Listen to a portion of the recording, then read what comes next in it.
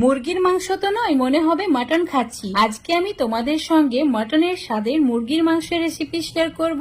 এইভাবে একবার রান্না করে খাওয়ার পর তোমরাও এটার প্রেমে পড়ে যাবে। যেমন দেখতে লোভনীয়, সেই রকম দারুণ সুস্বাদু খেতে, আর দেখেই মনে হচ্ছে মাটন রান্না হয়েছে।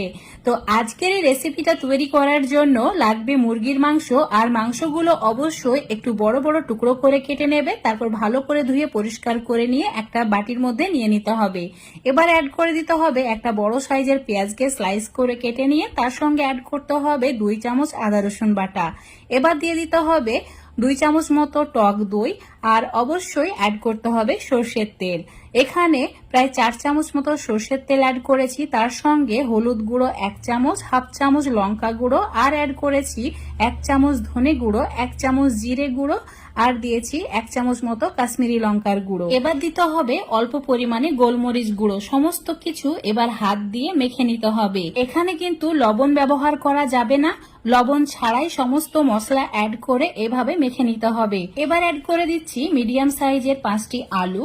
তো আলুর পরিমাণটা নিজেদের পছন্দ মতো বাড়িয়ে বা কমিয়ে নিতে পারো। মশলার সঙ্গে একটু মাখিয়ে নিতে হবে। মাখানো হয়ে গেলে চুলোর উপর একটা প্রেসার কুকার নিয়ে নিচ্ছি, আর প্রেসার কুকারে পরিমাণ মতো মানে রান্নাটি করতে যতটুকু তেল প্রয়োজন সেই হিসাবে সর্ষের তেলটা গরম করে নিতে হবে। তেল গরম হয়ে গেলে প্রেসার কুকারের মধ্যে মশলা মাখানো আলুগুলো অ্যাড করে দিতে হবে।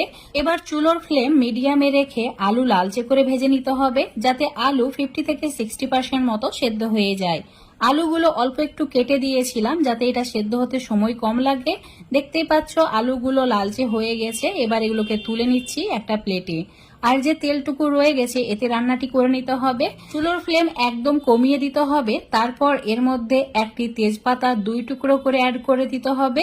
এবার দিতে হবে অল্প একটু দারচিনি, লবঙ্গ, এলাচ, গোলমরিচ, আর দিতে হবে 8-10টি মতো রসুনের কোয়া, 3টি কাঁচা লঙ্কা অল্প একটু চিড়ে তারপর অ্যাড করেছি, আর দিয়েছি একটি মিডিয়াম সাইজের পেঁয়াজকে স্লাইস করে কেটে নিয়ে।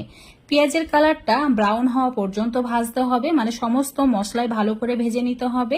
দেখতেই পাচ্ছ কালারটা চেঞ্জ হয়ে গেছে। এবার এর মধ্যে অ্যাড করে দিতে হবে টমেটো।